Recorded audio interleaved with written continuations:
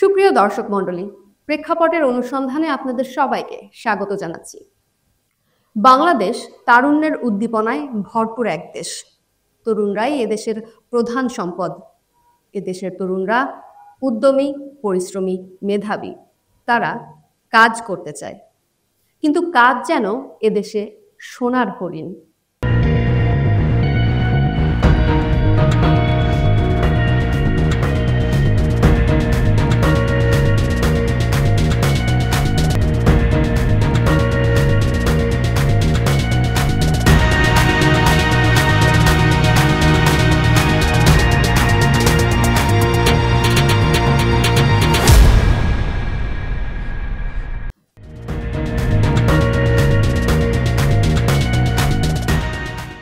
বেকারত্বের আসল মূল কারণ হলো যে আমাদের দেশের টেকনিক্যাল শিক্ষার অভাব।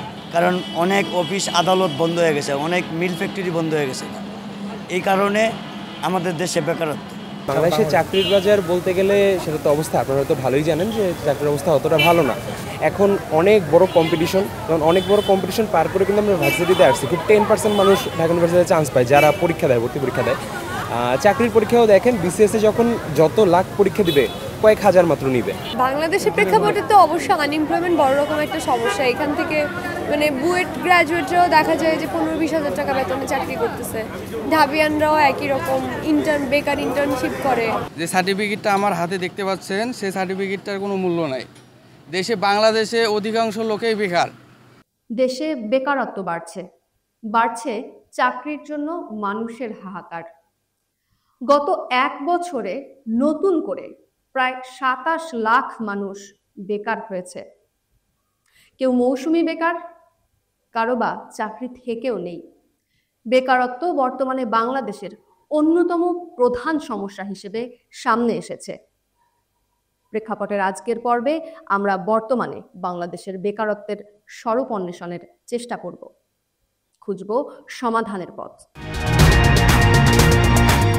স্থান গাজীপুর। কদিন আগেও এই শিল্প প্রতিষ্ঠানটি সচল ছিল। কর্মীদের প্রাণচাঞ্চল্যে মুখরিত থাকত প্রতিষ্ঠানটি, কিন্তু এখন এটি বন্ধ। গার্মেন্টস বন্ধ হয়ে গেছে। হ্যাঁ, বন্ধ। এই গার্মেন্টস কবে বন্ধ? এটা বন্ধ হয়েছে নভেম্বরে 24। মুহূর্তেই বেকার হয়ে গেছেন হাজারো শ্রমিক। তারা এখন বিপন্ন, বিধ্বস্ত। আগামী দিনে কিভাবে চলবেন তারা? পরিবার তো চালা লাগবে। উপার্জন যদি না থাকে তাহলে কেমনে পরিবার চালানো যাবে? এখানে এমন অবস্থা, বিগত কয়েকদিন থেকে প্রায় আমি গত মাসের 9 তারিখে আসছি। আসার পর থেকেই মানুষ অনেক ছিল, তারা হয়রানি হইতে হইতে এক পর্যায়ে তারা বাসায় চলে গেছে। শুধু এই শিল্প কারখানা নয়, গত এক বছরে সাভার, গাজীপুর, চট্টগ্রাম, নারায়ণগঞ্জ ও নরসিংদীতে 353টি কারখানা বন্ধ হয়ে গেছে। এতে চাকরি হারিয়েছেন 1,20,000 শ্রমিক কর্মচারী। জুলাই অগাস্ট আন্দোলনের পরবর্তীতে অনেকে যারা মালিক ছিলেন তারা চলে গেছেন। এসব কলকারখানাগুলি চলতে পারে নাই, বন্ধ হয়ে গেছে। যারা চলে গেছেন তারা এইসব কলকারখানার পেছনে অনেক ঋণ রেখে গেছেন। সুতরাং শিল্প খাতের সমস্যা ব্যাংকিং খাতের সমস্যায়ও পরিণত হয়েছে। তো সবটা মিলে এমন একটা অবস্থা যেখানে নাকি এসব কলকারখানাগুলি আর চলতে পারেনি, বন্ধ হয়ে গেছে। এবং শ্রমিকরা যারা সেখানে ছিলেন তারা এখন তাদের কর্মচ্যুতি হয়েছে, তারা এখন ঘুরছেন এবং বিভিন্ন জায়গায় তারা চাকরি পাওয়া যায় কিনা, একটা মজুরি পাওয়া যায় কিনা সেটার জন্য তারা ঘোরাঘুরি করছেন। কিন্তু সেটারও তো নতুন কর্মসংস্থানও তো তেমন হচ্ছে না। বরং আমরা সর্বসাম্প্রতিক যে পরিসংখ্যান সেখানে দেখেছি যে 21 লাখের মতো কর্মসংস্থান কমে গেছে, তার মধ্যে 15 লাখই নারী। এবং এটা আমাদের বিশেষত শিল্পাঞ্চলগুলিতে এই বিষয়টা হয়েছে। বাংলাদেশ পরিসংখ্যান ব্যুরোর সর্বশেষ হিসাব অনুযায়ী 2024 সালের শেষে দেশে বেকারের সংখ্যা 27 লাখ। 2023 সালে সরকারি হিসেবে বেকারের সংখ্যা ছিল 23 লাখ। কিন্তু সরকারের এই হিসাবের সত্যতা নিয়ে প্রশ্ন আছে।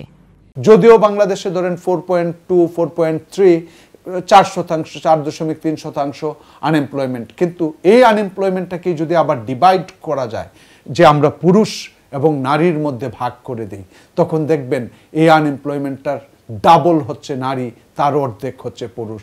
তার মানে হচ্ছে প্রায় 3 ভার্সাস 7, 3.5 ভার্সাস 7% হয়ে যাচ্ছে। পরিসংখ্যান ব্যুরোর হিসাবেই বাংলাদেশে কর্মক্ষম জনশক্তি দেশের জনসংখ্যার 65%। সেই হিসেবে দেশের কর্মক্ষম জনগোষ্ঠী 11,70,00,000। অথচ বাংলাদেশে পূর্ণকালীন কর্মসংস্থানের সাথে জড়িত 10,50,00,000 মানুষ, অর্থাৎ 1 কোটি মানুষ সম্পূর্ণ বা আংশিক বেকার। বর্তমান সময় তো একটা মন্দা সময়ের ভিতর দিয়ে যাচ্ছে। কারণ হলো যে সরকারের এই মুহূর্তে রাজস্ব নাই, বিনিয়োগ নাই সরকারের পক্ষ থেকে, এবং একই রকমভাবে একটি সংকোচনমূলক পদক্ষেপের কারণে মুদ্রানীতির সুদের হার বেশি, সেহেতু ব্যক্তি খাতেও সেই অর্থে বিনিয়োগ নাই। বিনিয়োগ না থাকলে কর্মসংস্থানও হয় না। গত 1 বছরে নানা কারণে মানুষ চাকরি হারিয়েছেন। এর মধ্যে আগুন, লুটপাট বা আক্রমণের কারণে প্রতিষ্ঠান বন্ধ, মালিক কর্তৃক প্রতিষ্ঠান বন্ধ ঘোষণা, চাকরিচ্যুতি। প্রথম ধাক্কায় তখনই অনেকগুলো গার্মেন্ট ইন্ডাস্ট্রি সাময়িকভাবে বন্ধ হয়ে যায়। আরেকটা কারণে কিছু গার্মেন্ট ইন্ডাস্ট্রি বন্ধ হয়েছে, সেটা হলো যে গার্মেন্টসদের কিছু কিছু মালিক অগাস্ট গণ অভ্যুত্থানের পর পালিয়ে গেছে। পালিয়ে যাওয়ার পর ওটা হয়েছে। আরেকটা কারণে গার্মেন্টস ইন্ডাস্ট্রি কিছু বন্ধ হয়েছে, সেটা হলো কিছু কিছু মালিক অর্ডার ঠিক মতো না পাওয়ায়, এই সময় যে পলিটিক্যাল গণ্ডগোল হলো তার কারণে তাদের ইনকাম হয়নি। ইনকাম না হওয়ার কারণে তারা ব্যাংক ঋণ শোধ করতে পারেনি। ব্যাংক ঋণ শোধ করতে না পারার কারণে তারা খেলাপি ঋণ হয়ে গেছে। খেলাপি ঋণ হয়ে যাওয়ার কারণে তারা আর ওয়ার্কিং ক্যাপিটাল ধার হিসাবে পায়নি। ওয়ার্কিং ক্যাপিটাল ধার হিসাবে পায়নি পালিয়ে যাওয়া মালিকরাও।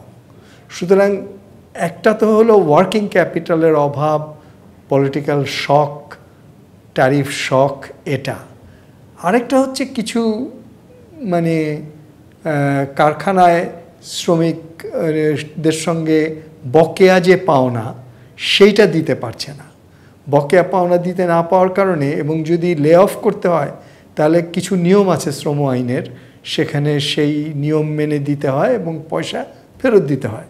তো মালিকরা সেটা অত পয়সা দিতে পারবে না বলে পালিয়ে গেছে।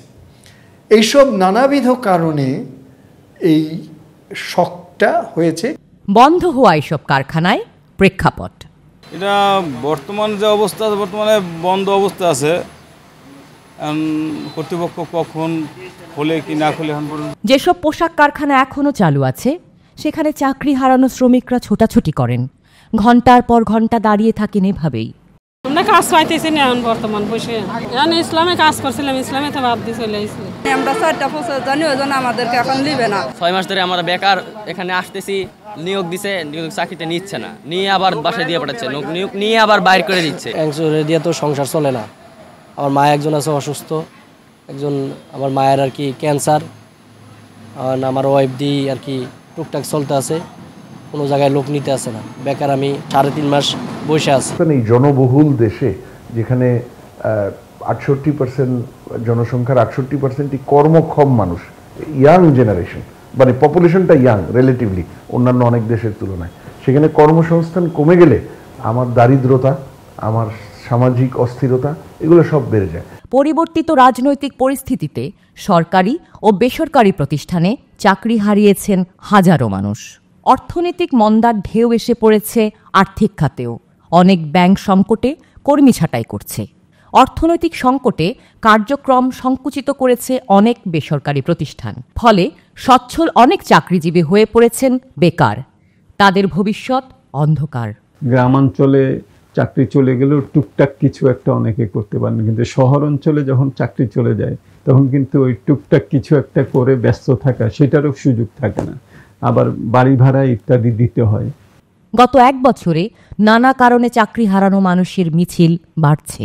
আমরা আর নতুন করে এমপ্লয়মেন্ট ক্রিয়েট করতে পারছি না।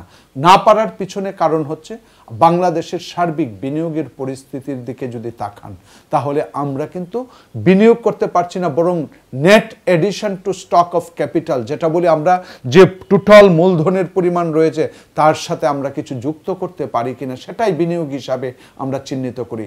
সেটা হচ্ছে না, দীর্ঘদিন ধরে হচ্ছে না। সেটার পিছনে বাংলাদেশের আর্থিক প্রতিষ্ঠানগুলোতে যা হয়েছে সেটা জানেন, এবং একই সাথে নতুন ঋণ দেওয়ার সক্ষমতাও অনেক প্রতিষ্ঠান হারিয়ে ফেলেছে। এবং একই সাথে যদি বলেন বাংলাদেশের পলিসি রেটের কথা, যে পলিসি রেট 5% ছিল, এখন অন্তর্বর্তী সরকার এসে সেটা 10% নিয়েছে। ব্যাংকগুলো এখন 12, 15, 16% পর্যন্ত চার্জ করে। অতএব কস্ট অফ ক্যাপিটাল যদি বেড়ে যায় তখন একটা দেশের বিনিয়োগ, এখন সেন্ট্রাল ব্যাংক ভাবছে যে এটাকে কিভাবে সহজীকরণ করা যায়, বিনিয়োগে কিভাবে উৎসাহ করা যায়। দর্শক, এ পর্যায়ে নিচ্ছি ছোট্ট একটি বিজ্ঞাপন বিরতি। কোথাও যাবেন না, সঙ্গেই থাকুন।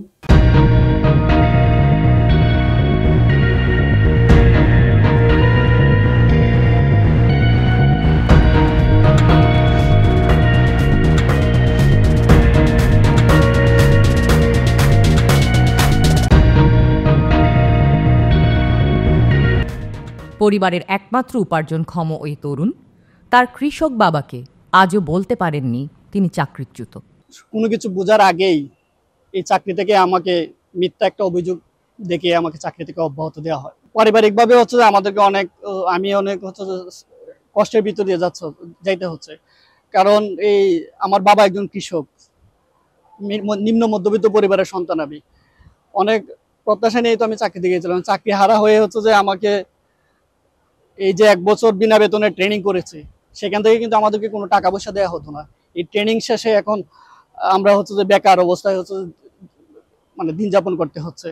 খোলা আকাশের দিকে তাকিয়ে উদাসীন মনে শত প্রশ্ন আজ তার সামনে। কি হবে তার ভবিষ্যৎ? সরকারি চাকরি নামের সোনার হরিণ আজ বিষিয়ে তুলেছে তার জীবন এবং প্রতিটি মুহূর্ত। বাসা থেকে তো কিছু বলে না, কিন্তু নিজের কাছে খারাপ লাগে যে পড়ালেখা করলাম, আব্বু আমার তো কষ্ট করলো, কিন্তু আলটিমেটলি চাকরিটা হইলো না। কথাগুলো যখন আমরা বলি তখন যে যুবদের কর্মসংস্থান হচ্ছে না, এটা ঠিক যে কর্মসংস্থানের চাহিদার সাথে ওই পরিমাণে কর্মসংস্থান সৃষ্টি হচ্ছে না। আবার শোভন কর্মসংস্থানের জন্য যে ধরনের আপনার দক্ষ জনশক্তি দরকার হয় সেটাও কিন্তু আমার প্রস্তুত হচ্ছে না। সেহেতু যেই মানুষগুলো প্রত্যাশা করেন যে অনেক ওনারা দক্ষ হিসেবে যেই বেতন কাঠামো, মজুরি কাঠামো থাকে, কিন্তু ওনারা প্রকৃত অর্থে ডিগ্রি পেলেও শিক্ষিত কতখানি, এই প্রশ্ন কিন্তু বাজার করছে। বাংলাদেশে একটি বিরাট জনগোষ্ঠী চাকরির পথে না গিয়ে হন ক্ষুদ্র উদ্যোক্তা। ফ্রিল্যান্সিং, ডিজাইন, সিনেমা, নাটক এবং শোবিজে কাজ করে অনেকে স্বাধীন স্বাচ্ছন্দ্যের জীবন নির্বাহ করেন। কেউ ক্ষুদ্র উদ্যোক্তা হয়ে সৃষ্টি করেন কর্মসংস্থান। এখন ওই স্মল মিডিয়াম মাইক্রো ইনভেস্টমেন্ট হচ্ছে না, গ্রামাঞ্চলে কোনো ইনভেস্টমেন্ট হচ্ছে না, মিডিয়াম ইনভেস্টমেন্ট শহরেও হচ্ছে না।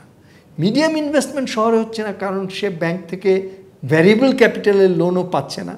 স্মল এবং মাইক্রো যেই রেটে ইন্টারেস্ট পাচ্ছে সেটা হলো এনজিওর কাছ থেকে, সেটা হলো মোর দেন 15%, 20-25%। আর এখান থেকে স্মল মিডিয়ামের জন্য গভর্নমেন্ট টাকা দিচ্ছে, কিন্তু ওরা এটা ওদেরকে দিচ্ছে না। তার মানে হচ্ছে যে একমাত্র যে সম্ভাবনা ছিল যে গ্রামাঞ্চলে বা মফস্বলে বা বড় শিল্প অঞ্চলের আশেপাশে সাবকন্ট্রাক্টিং, ছোট মাঝারি এবং অনুমাত্রিক শিল্পোদ্যোগগুলো, ছোট ছোট দোকান, ছোট ছোট এদের দিকে যদি গভর্নমেন্ট টাকাটা রিডাইরেক্ট করতে পারতেন, কিন্তু আইএমএফের শর্তের কারণে গভর্নমেন্ট সেটা করতে পারবে না। অভিনয় জগতের সেলিব্রিটিদের রঙিন পর্দার জীবন আজ সাদা কালো। কাজের অভাবে কাপড় সেলাই করে বাঁচতে হচ্ছে এই শিল্পীর। ব্যস্ততা একটু কম আগের তুলনায়। এর কারণও আছে, আসলে আমাদের দেশের অবস্থা তো ভালো না, অস্থিতিশীল পরিবেশ। এখন যে আগে বিভিন্ন চ্যানেলে যেভাবে কাজ হতো, বিগ বাজেটের কাজগুলা, সেগুলো এখন অনেকটাই বন্ধ, হচ্ছে না। তো যেই বাজেটে কাজ হচ্ছে সেই বাজেটে আসলে অনেক আর্টিস্ট নিয়ে রমরমা করে কাজ করার মতো অবস্থান না, যার কারণে ওনারাও খুব গুটি কয়েক মানে ইম্পর্টেন্ট কিছু ক্যারেক্টার নিয়ে বা পারলে নায়ক নায়িকা বেস করে নাটকগুলো করছে। তো এক্ষেত্রে হচ্ছে আমরা যারা সাপোর্টিং ক্যারেক্টার আমাদের যাদের, তাদের কাজগুলো মানে সম্ভবতই কমে আসছে। এই জন্য বোকা কান্নায় কষ্টের কথা কাউকে বলতেও পারেন না শুটিং সেটে ব্যস্ত থাকা তারকা শিল্পীরা। আমি সহ অনেক শিল্পী আছে যাদের হাত পাতা লাগে, যে টাকা ধার চাওয়া লাগে, যে এই যে বিষয়গুলো চলছে এটা কিন্তু একদম নীরব, যে বাড়িওয়ালা অপমান করছে, মানে পাশের মানুষগুলো অপমান করছে। এই যে একটা জায়গায় যে আমাদের মতো শিল্পীদের আসলে মানে চাকাটা ঘুরে গেছে আর কি বলা যায়। শোবিজ জগতে একজন আলোচিত নাম অভিনয় শিল্পী সাফা কবির। আগের মতো নেই তার কর্মব্যস্ততা, কর্মহীনতার হতাশা তার চোখে মুখে। শুধু আর্টিস্টদের কথা বললেই এখানে আমার কাছে মনে হয় ঠিক হবে না, কারণ আমাদের কাজটা তো পুরো একটা টিম ওয়ার্ক, অ্যান্ড আমাদের টিমের মধ্যে আর্টিস্ট ছাড়াও ডিওপি আছে, ডিরেক্টরস আছে, লাইটম্যান আছে, প্রোডাকশন বয়েজ আছে, মেকআপ আর্টিস্ট আছে এবং সাইড আর্টিস্টরাও আছে, যারা বিভিন্ন ক্যারেক্টার আর্টিস্টও আছে। সো সবারই আসলে আমার কাছে মনে হয় খুবই বাজে একটা সময় কাটছে। যদি আমাদের কাজের ওই ফ্লোটা কমে যায়, সবারই তো কাজের ফ্লোটা কমে যাচ্ছে। সো এই জায়গা থেকে আমার কাছে মনে হচ্ছে সবাই খুবই বাজে একটা অবস্থা আছে, and we really don't know how to help each other. দেখা যাচ্ছে যে আমার অবস্থা তো ভালো নেই, আমি টিমকে কিভাবে হেল্প করব, বা ভালো কাজ হচ্ছে না বা ভালো বাজেটের কাজ হচ্ছে না, কাজটা আগের মতো হচ্ছে না। যেমন আমি যদি খুব সহজভাবে এক্সাম্পল দিই, যেমন আগে মাসে দেখা যেত আমাদের পুরো ফ্যামিলি, মানে আমি আমার নাটক ইন্ডাস্ট্রির পুরো ফ্যামিলির কথা বলছি, আমি তো শুধু একা না, অনেক আর্টিস্ট আছে। সো সবাই মিলে দেখা যেত 30 দিনই কাজ হতো। এখন আমার মনে হয় না খুব ভালো করে 15 দিনও কাজ হয়। এভাবে প্রকাশ্য অপ্রকাশ্য বেকারত্ব যেন গ্রাস করছে সমাজকে। বেকারত্ব বাড়ছে বন্যার পানির মতো হু হু করে। কেন? সাম্প্রতিক পিপিআরসির যে জরিপটা হলো, সেই জরিপে চরম দারিদ্র্যসীমার নিচে যারা ছিলেন তাদের সংখ্যা 5.5% থেকে বেড়ে 9.5%-এ দাঁড়িয়েছে, আর দারিদ্র্যসীমার নিচে যারা ছিলেন তাদেরটা 18 থেকে 27%-এ চলে গেছে। এইটাও এই যে এখন শিল্প পরিস্থিতি বলি, সামগ্রিকভাবে কর্মসংস্থানের পরিস্থিতি বলি, নতুন কর্মসংস্থান হচ্ছে না, যারা ঘুরছেন তারা অন্য জায়গায়ও যে কাজ করতে পারবেন সেটাও তারা করতে পারছেন না। সুতরাং সবটা মিলে এটা এখন একটা উদ্বেগজনক অবস্থায় দাঁড়িয়েছে। প্রাইভেট সেক্টরের যে ক্রেডিট গ্রোথ, সেটাও আমরা দেখছি যে সরকারের বা বাংলাদেশ ব্যাংকের যে নির্ধারিত যেটা তারা মনে করেছিলেন প্রবৃদ্ধি হবে, সেটাও হচ্ছে না। ক্যাপিটাল মেশিনারিজের আমদানি দেখা যাচ্ছে যে সেখানে -25%-এর মতো দাঁড়িয়ে গেছে। এলসি ওপেনিং হচ্ছে না। তো নতুন বিনিয়োগ না হলে নতুন কর্মসংস্থান হচ্ছে না, সেখানে একটা স্থবিরতা দেখছি আমরা। কিন্তু সরকারকে জনগণের এই যে একটা দুর্ভাবনা জন্ম দিয়েছে এইরকম একটা পরিস্থিতি, বা যারা একটা দুস্থ অবস্থায় পড়ে গেছেন, তাদের জন্য অবশ্যই উদ্যম নিতে হবে। প্রতি বছর বাংলাদেশে যে কর্মক্ষম জনগোষ্ঠী তৈরি হন, তারা সবাই কি চাকরি নামের সোনার হরিণ ধরতে পারেন? বাংলাদেশে সরকারি চাকরিতে পদ 12,50,000। প্রতি বছর চাকরির বাজারে প্রবেশ করে 22 লাখ মানুষ। গড়ে প্রতি বছর সরকারি চাকরিতে প্রবেশ করে 2,000 জন। অন্যান্য বেসরকারি চাকরিতে গড়ে প্রবেশ করে 1,50,000। ফিরে আসছি কিছুক্ষণের মধ্যে, কোথাও যাবেন না, সঙ্গেই থাকুন।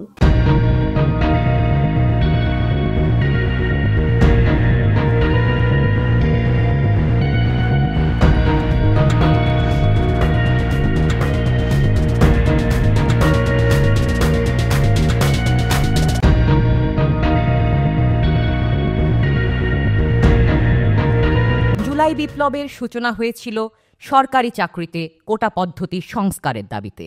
এর পেছনে ছিল বেকারত্ব। তারুণ্যের অনিশ্চিত ভবিষ্যৎ তাদের আন্দোলনে উদ্বুদ্ধ করেছিল।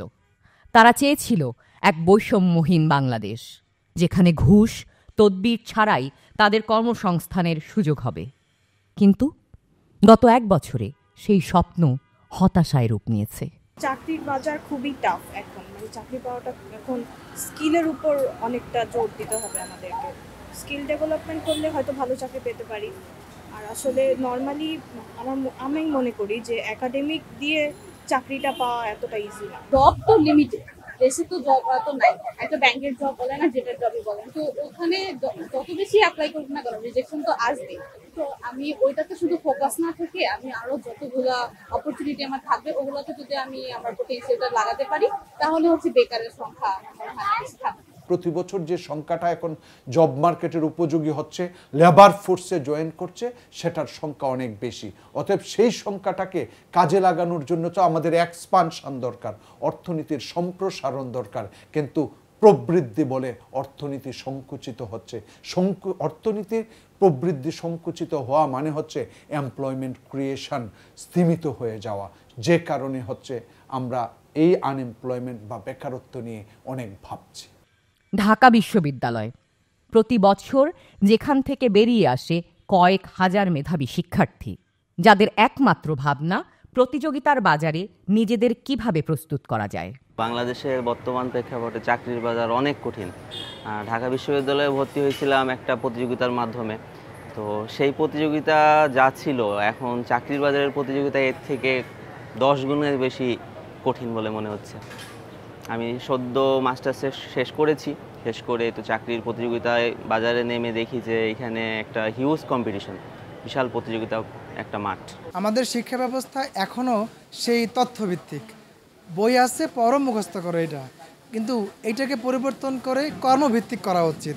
অর্থাৎ আমরা প্রত্যেকটা মানুষ যেন তার নিজ নিজ পছন্দ অনুযায়ী, নিজ নিজ যোগ্যতা অনুযায়ী কাজ খুঁজে নেই এবং সেই যোগ্যতা বা মেধা অনুযায়ী সেই কাজে দক্ষতা অর্জনের জন্য যা যা করা দরকার সেটা করতে পারি এবং আমাদের স্কুল, কলেজ, ইউনিভার্সিটিও যেন সেইভাবেই আগাইতে পারে। মধ্য পর্যায়ে যে ব্যবস্থাপনায় কাজ করবে এইরকম কর্মজীবী বা চাকুরিজীবী পাওয়ার ক্ষেত্রে তাদের অনেক বড় ঘাটতি রয়ে গেছে। তারা চাকরি নিয়ে বসে আছেন কিন্তু তারা যোগ্য মানুষ খুঁজে পান না, এবং অনেক ক্ষেত্রেই তারা বিদেশ থেকে লোক এনে এখানে পূরণ করছেন। তো এইটাও কিন্তু যে মানসম্পন্ন শিক্ষা নিয়ে কি ওনারা বেরোচ্ছেন কিনা এই ব্যাপারেও সজাগ থাকতে হবে। সাইনসই প্রো একজন বেসরকারি বিশ্ববিদ্যালয় শিক্ষার্থী রাস্তা দিয়ে হাঁটছেন, কাঁধে ব্যাগ, হাতে কারিগরি কাজের প্রয়োজনীয় জিনিসপত্র। জীবনকে এগিয়ে নিতে এভাবেই তার ছুটে চলা। নর্মাল একটা চাকরির তুলনায় যে কম্পিটিশন বেশি, প্রতি আসনে প্রতি মানুষ যে লেভেলে কম্পিট করে, সেই জন্য চাকরি পাওয়া আমাদের জন্য একটু কঠিন হয়ে পড়েছে। তাই আমাদের বলতে গেলে সব কিছুতে একটু এক্সট্রা অনেক কিছু স্কিল ডেভেলপ করে রাখতে হচ্ছে। তারপর আবার অনেক কিছুতে অনেকগুলো রেফারেন্স, আবার অনেকগুলো প্রতিষ্ঠানে অনেক প্রকার রেফারেন্সও নেওয়া হয়, আবার অনেকগুলোতে নিজে থেকে অনেকগুলো ট্যালেন্টও দেখানো লাগে। তাই বলতে গেলে বর্তমানে কোনো কিছু একটা সম্মানজনিত পেশাতে যাইতে হলে বলতে গেলে আমাদের থেকে একটু বেশি এফোর্ট দেওয়া লাগছে। বেসরকারি এই বিশ্ববিদ্যালয় শিক্ষার্থীদের ভাবনা পাবলিক বিশ্ববিদ্যালয়ের চেয়ে ভিন্ন। আমরা যতই টাকা পয়সা দিয়ে পড়ি না কেন, we know for a fact আমাদের এই বাংলাদেশের মতো জায়গায় এত টাকা খরচ করে আমরা পড়াশোনা করতেছি, কিন্তু আমাদের চাকরির অফার আসে কি 10,000 টাকার চাকরির বাজারে যত আপনি কম্পিটিশন দেখতেছেন, এটা কে করতে যাবে? এই জন্য আমরা সবসময় বিদেশে যাওয়ার জন্য মুখর হয়ে থাকি। They have like lots of opportunity. আপনি ওইখানে একটা ধরেন এখন আমি পড়াশোনা করে বিদেশে গেলাম, আমি মাস্টার্সের পাশাপাশি আমি ওখানে একটা সাইড জবও করতে পারতেছি নাকি পারতেছি না, ওইখানে আমি আমার হাত খরচটা চালাইতে পারতেছি। কিন্তু বাংলাদেশে আপনি কোনো জায়গায় চাকরি নিতে গেলে বলে যে আপনার কি কোনো, আপনি এর আগে কোনো কোম্পানিতে চাকরি করছে? আপনারা যদি আমাদের সুযোগই না দেন আমরা কোথা থেকে করবো? আমরা সার্টিফিকেটটা পাবো কোথা থেকে? আমাদের দেশে আমরা কতটুকু জব ফ্যাসিলিটি পাইতেছি, বা জব ফ্যাসিলিটি পাইলেও আমরা আমাদের মানে স্কিল অনুযায়ী কি মানে সমান পেমেন্টটা পাইতেছি নাকি, যেটা আমরা ডিজার্ভ করি সেটা পাইতেছি নাকি? আবার আমরা যদি বলি যে জব ফ্যাসিলিটি বা কী পরিমাণ সেক্টর আছে সেটা, তো ওই দিক থেকে আর কি আমরা যেটা ভাবি যে আমরা বিসিএস থেকে আর কি বাইরের দেশে সুইচ করার চিন্তা করি, কারণ ওইখানে আমরা ডিজার্ভ পেমেন্টটা পাই।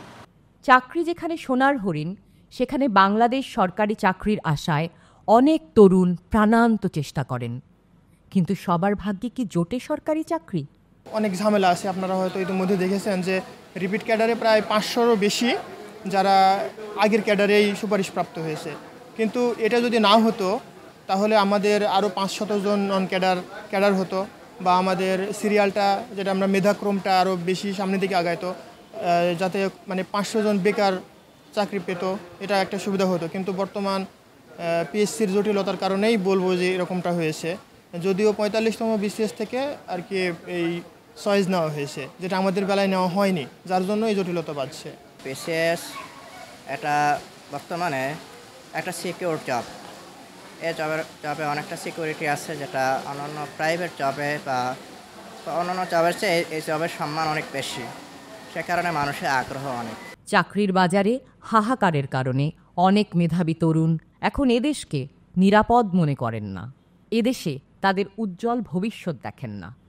এজন্য তরুণদের মধ্যে বিদেশে যাবার প্রবণতা বাড়ছে, মেধা পাচার হচ্ছে সবার অলক্ষ্যে। আমাদের তরুণদের মেধা আর দক্ষতাকে আমরা কাজে লাগাতে পারছি না। একটু নিশ্চিত ভবিষ্যতের জন্য তারা বেছে নিচ্ছে প্রবাস জীবন। বাংলাদেশে আসলে চাকরি পাচ্ছি না, অনেক জায়গায় দৌড়াদৌড়ি করছি, চাকরি আসলে খুবই সংকট বাংলাদেশে। এর জন্য আর কি বাহিরের জন্য চান্স লাগাইছি। শুধু উচ্চশিক্ষিত তরুণরাই নন, বেকারত্বের অভিশাপ থেকে বাঁচতে নিম্ন আয়ের মানুষও ভিটে মাটি বিক্রি করে বিদেশে যেতে চাইছেন স্বাচ্ছন্দ্যের জন্য, নিরাপদ ভবিষ্যতের জন্য, একটা চাকরির জন্য। বিদেশ কারণ এই জায়গায় থাকি কিন্তু কিছুই হচ্ছে না, আপনার বেতন যা পাই বাসে যাইতে যাইতে শেষ। এর জন্য সমস্যার কারণে টাকা পয়সা কামানোর জন্য বাংলাদেশে গার্মেন্টস করছি, বাইরে যাইতেছি গার্মেন্টস করার জন্য। বাংলাদেশ থেকে ওখানে যাচ্ছি ফ্যামিলিকে হ্যাপি রাখার জন্য, বাংলাদেশের যেটা অর্থনৈতিক আছে এর থেকে একটু ভালো উপার্জন করার জন্য যাচ্ছি আমরা। বিদেশে যাচ্ছি মানে গার্মেন্টসে এখানে টাকা আয় পাচ্ছি না, ওইখানে গেলে তো আমাদের ভিতরে খাওয়া দাওয়া সব কিছু কোম্পানির ভিতরে পড়ে, এই জন্য ওই টাকাটা আয় আছে। আর এখানে সব ঘর ভাড়া নিয়ে আমাদের খাওয়ার টাকা আয় পড়তেছে না, এই জন্য ওইখানে যাচ্ছি। তরুণদের কর্মসংস্থানের ব্যবস্থা করতে হবে, শুধু সরকারি চাকরি না, বেসরকারি চাকরি, উদ্যোক্তা হবার সুযোগ সৃষ্টি করতে হবে। তো সবটা মিলে শ্রমবাজারের অবস্থা যদি ধরি, বিশেষত শিক্ষিত তরুণ তরুণীদের শ্রমবাজার, সেখানে কিন্তু একটা বড় ধরনের একটা সমস্যা, এবং সেটা অবশ্যই কোনো দেশের জন্য এটা ইতিবাচক না। আশা করব যে যখন নির্বাচন হবে, নির্বাচিত একটা সরকার হবে, এই যে অনিশ্চয়তার কারণে বিনিয়োগ হচ্ছে না, নতুন যে মেশিনারিজ এনে সাপ্লাই সাইড বাড়িয়ে নতুন নতুন ক্ষেত্রে যে ব্যক্তিখাতের বিনিয়োগ সেটা হচ্ছে না, অনিশ্চিত যে একটা পরিবেশ, সেটা এখানে একটা বড় কারণ। তো গণতান্ত্রিক উত্তরণ হলে আশা করি যে সেখানে একটা হয়তো ইতিবাচক পরিবর্তন হবে এবং এই শিক্ষিত তরুণ তরুণীদের কর্মসংস্থানের ব্যবস্থা হবে। বেকারত্বের লাগাম টেনে না ধরতে পারলে বিলীন হয়ে যাবে নতুন বাংলাদেশের স্বপ্ন। অফুরন্ত প্রাণশক্তিতে ভরপুর আমাদের জনশক্তিকে কাজে লাগাতে হবে, তাদের জন্য কর্মসংস্থানের ব্যবস্থা করতে হবে। মনে রাখতে হবে, আমাদের জনশক্তি আমাদের সম্পদ, তাদেরকে কাজে লাগানোর জন্য নিতে হবে যথাযথ উদ্যোগ ও পরিকল্পনা। আপনার চারপাশের যে কোনো সমস্যার কথা আমাদের জানাতে পারেন, আমাদের সাথে যোগাযোগ করতে পারেন। ইমেইল প্রেক্ষাপট@yahoo.com, ফেসবুক প্রেক্ষাপট। সবাই ভালো থাকুন, সুস্থ থাকুন, কর্মচাঞ্চল্যে ভরে উঠুক আমাদের সকলের জীবন।